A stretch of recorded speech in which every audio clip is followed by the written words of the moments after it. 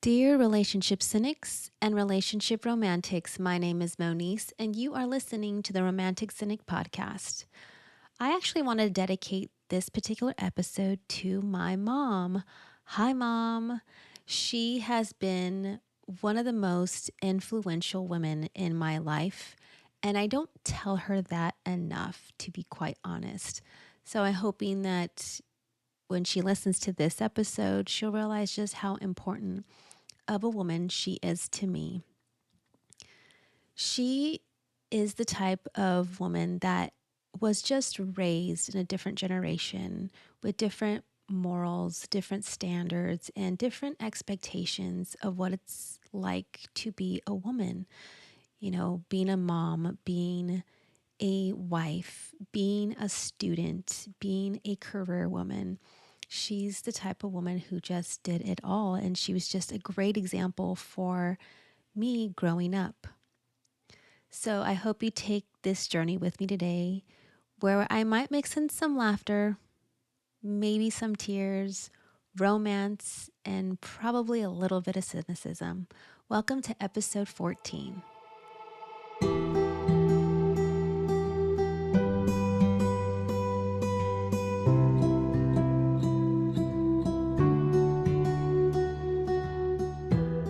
When I first started this podcast, I wanted to share insight into my longest relationship. It was 14 years of being someone and something that I just wasn't. And I wanted to share insight into what it's like to be in a toxic relationship. Now, I know maybe some of you thought or thinking that if you have followed my episodes thus far, that it's like, okay, she's been in her first two relationships were absolute disasters. Is she really qualified to give maybe insight into successful relationships or just insight into what it takes to have a good relationship? And I'm here to tell you that yes, I am. I think that I've learned, and this doesn't apply to just relationships, implies to life and work in general, that I tend to, and I think a lot of people would agree, that we tend to learn the most in our failures versus our successes. Because when we fail at something, there are lessons to be learned, and we can either go about it in two different ways going forward. We either look at it as, okay, this is a failure, so therefore this is who I am, I'm a failure. Or from a positive perspective, which I like looking at life, is, you know what, I failed at this. This is what I learned. I'm going to take these lessons and I'm going to either work on myself or make sure that I don't make the same mistakes twice. And I think that we tend to forget like how much we can learn from each other's failures as well. I think that when you have so many successes, and it doesn't matter if it doesn't matter if it's a relationship or work or education, you don't learn as much because I feel like you don't really face adversity in a way that will challenge you to move forward or become a better version of yourself. There are those of us that, and my ex-husband is a perfect example where he he saw the negatives in himself, or he saw adversity and he allowed adversity to really dictate who he was in a negative way, in terms of there are certain insecurities that he had growing up, which I understood. Instead of rising above those insecurities, he took them as a crutch and as something as simple as, like, you know what, because I'm bad at this, or because I failed at this, or because I'm not good at this, therefore I am, which is really sad to really look at, because at least from my perspective and from people that are kind of similar personalities to mine, we take those as challenges and say, you know what, I'm going to rise above it and I'm going to be better the next time. And so it's really sad to see, you know, people that you love play the victim or they use that as a deterrent to be better. Now, I say all this because I learned a lot of what not to do, and I learned what I did not want in a relationship from my 14-year relationship and even my first relationship.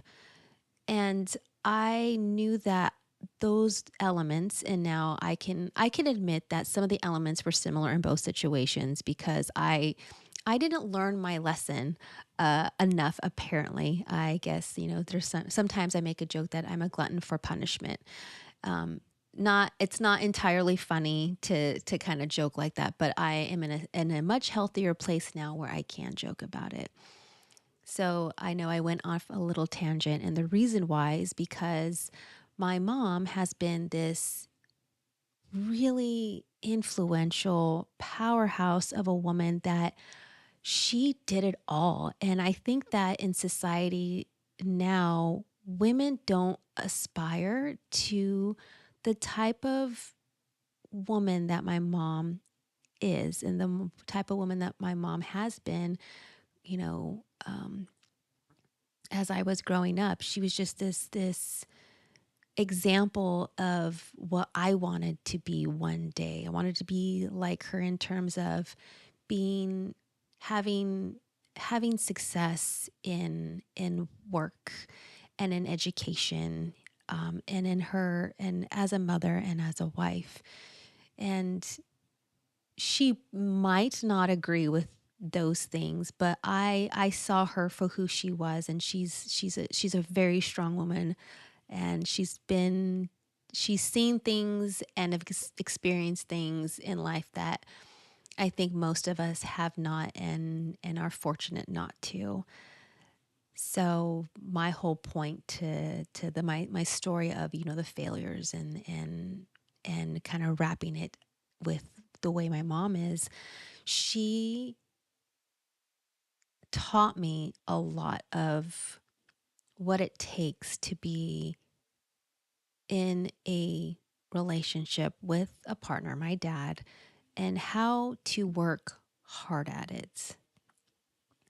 The little things that she did growing up with us kids, how she took such great care of my dad and how she continued to take care of my dad, all in the little things. And it reminded me of a TikTok video I had watched where there's this young wife, her mom's visiting, and as soon as her son-in-law comes home, she gets up and makes him a plate of food. And of course the daughter is just like, I don't understand why this woman is doing this. She doesn't like, why does she have to make him a plate of food? Something as simple as that is is something that I saw my mom do every single day, or even when we went out, when we had holidays with my family. I always saw her. She would always make my dad a plate of food first before she made her own plate. And even when we were growing up, as kids, she would make my dad's plate for, my dad's plate, and us kids are the kids' plates, and then she would make her own plate. But I just remember seeing that, and it was something that I tried doing in my previous relationship with my ex-husband. And the little things like that I tried to aspire to do, because that's the type of example that my mom had set for me, was usually, and I hate to say this, was usually taken with complaint, in terms of, it wasn't like, hey, thank you for making me a plate. It was more of like, well, you forgot to add this or you forgot to add that. And it was such an unhealthy relationship, and it was so uninspiring and almost demeaning in a sense, where it's like, I'm just trying to do something nice for, my partner, and he's complaining about it. Where, growing up, watching my mom do the same thing for my dad, and my dad simply saying thank you. And it it made me realize, like, hey, the type of relationship that I was in I was with someone that was so unappreciative because he found fault in everything I did. And there was always complaints, and there's always like, you could do better, or I could have done better, and this is why. And it's very disheartening to be in that type of relationship, especially when I have a mom who's been so influential to me growing up and me trying to provide or do the same things. And it was looked down upon because it wasn't good enough. I just wasn't good enough. And it made me really sad a majority of the time because I had this great example of what I wanted to be, and I could not be that because was with someone that didn't care enough and always found fault in everything I did. So I'm going back to, the way my mom was. She raised us children. There's two of us, myself and my younger brother. She raised us. My dad raised us as well. But just how much work that she had put in to to her family, and taking such great care of my dad. The little things too. It's like she cleaned the house, and she did the laundry, and she cooked, and she still had found time to go back to school at night.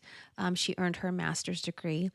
She also was working. She was a nurse at night as well. And so she's just this type of woman that just, she did it all, and raising her family, and still being that loving, caring, supportive mom. I reflecting back now, just I realize how busy she was with us kids. My brother and I, we were heavily involved in like a lot of extracurricular activities, especially me. I did. She would take me to piano lessons and dance classes and vocal classes, and she would take me to like my band uh, events and concerts, and my dad was right there along with the ride. But just looking at the amount of things that she did for us kids growing up, and just the type of wife that she was for my dad, and making sure that her house looked like a home and it was comfortable, and making sure that she didn't cook, and making sure she cooked for us too. I mean, she's definitely a woman that just does it all, and I don't see that in the current generation. And I can speak on this because this is the type of household I was raised in, and trying to take all those things that I learned from her and apply it to my previous relationship was very difficult. I mean, I couldn't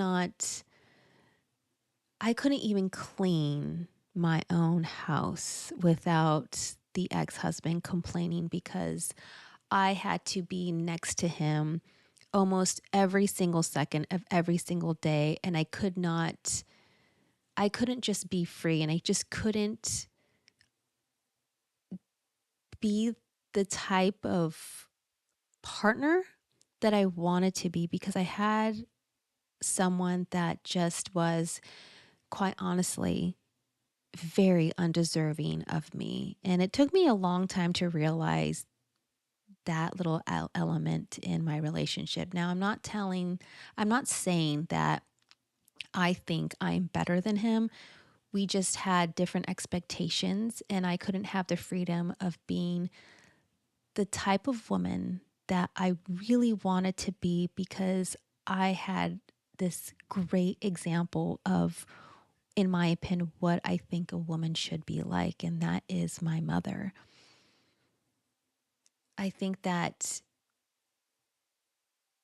in today's society, there are some women that just take that type of lifestyle, or not necessarily for granted, but they take it and they look at it, and if you relate to write everything down of what my mom would do, there's going to be a lot of women, at least now, that will look at that list and say, there's no way I can do it.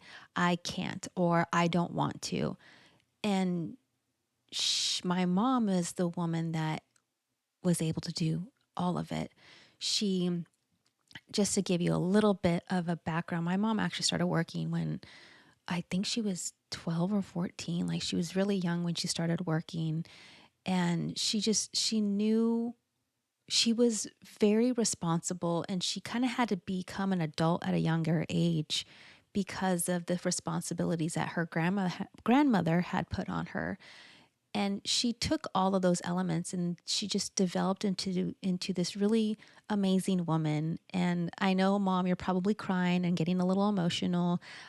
It's because I love you so much. It's because I admire you so much as a woman and a wife and a mother, and and being able to follow your dreams as best you could. And that's the type of woman that I want to be in life, because I found such insight and such inspiration to who you are and who you are till this day. So I'm getting a little emotional now, but just wanted to say that I love you, Mom. And I think the world of you. And you've been this really amazing example of what it's like to be just this all around ideal woman, in my opinion. I might have had two failed relationships. My first two relationships were just utter failures. And I learned a lot from those. And I try to make sure that the things that I experienced in those relationships, I don't want to ever experience again. And I want to be able to take the embodiment of who you have been, Mom, and apply it to who I currently am, and the type of partner that I'm striving to be now.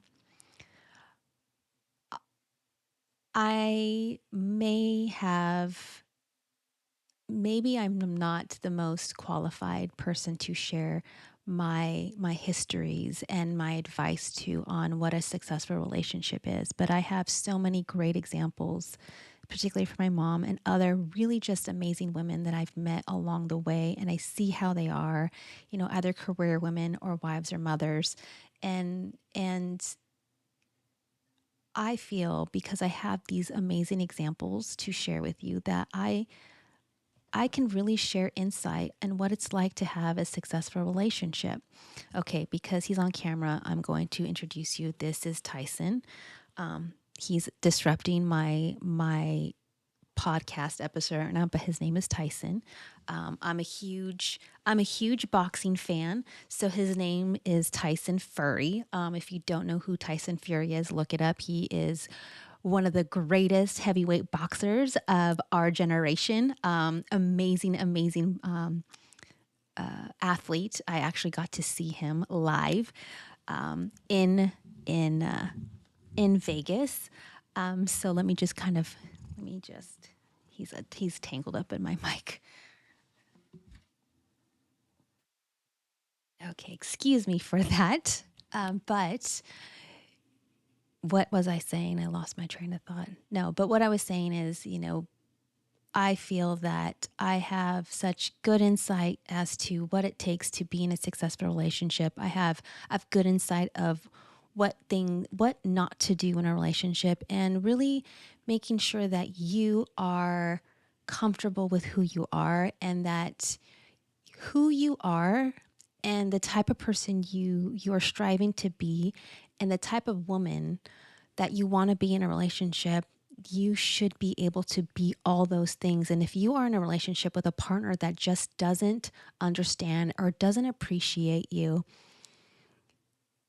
it's time to move on. You only live this life once. You only live once. And the last thing that anyone wants to do, and I know I've been there, where you don't want to wake up 10, 15, 20 years from now and say, you know what? I wish I had been in a better relationship. I wish I had been able to accomplish things and do things. And I wish I would have been able to be who I am and who I want to be in a relationship. Don't wake up like that. Don't waste your life. If you have an amazing example of what it's like to be a woman, or the type of woman that you want to be, either from a parent, an aunt, a grandmother, or even a second mom, in that might be a very good close family friend. And those are the examples that you see day in and day out, and those are the examples that you want to strive for and you want to be. Then do it. Be that woman, be those women. And if you are in again if you're in a relationship where you're with a partner that just doesn't appreciate you, the scariest thing to do is to walk away. But I guarantee it, you will have just this amazing outlook on life. You're going to be a much more positive person, and it's your freedom. You're going to feel so free being in a relationship with someone that you're able to be exactly who you want to be. So I hope you found some insight in this episode dedicated to my mother. Again, a wonderful, wonderful woman. And I hope that you can take some of my insight and maybe apply it to your own life or your own relationship today. And if you're in a relationship where you just can't be who you are, really take time to reflect on maybe what you can adjust to, or maybe what you can be, or maybe what you can accomplish in your relationship. And if you feel like you can't just be yourself, again, do what's right for you at the end of the day. Like, you have to do what's right for you because you don't want to wake up one day with regret. So, my closing words to you are this: be kind to yourself, know your self worth. If you are in a healthy, successful relationship, hold your partner close and tell them how much you love them and how much you appreciate them. If you are not in a relationship and you are currently single, strive to be the best version of you and learn to love exactly who you are. And if you are searching for the person that you want to spend the rest of your life with, make sure that you have some really good energy thrown out there. Be positive, and the moment you stop looking is the moment you'll find the person that you're meant to be with. Thank you for listening. And as always, yours truly, the Romantic Cynic.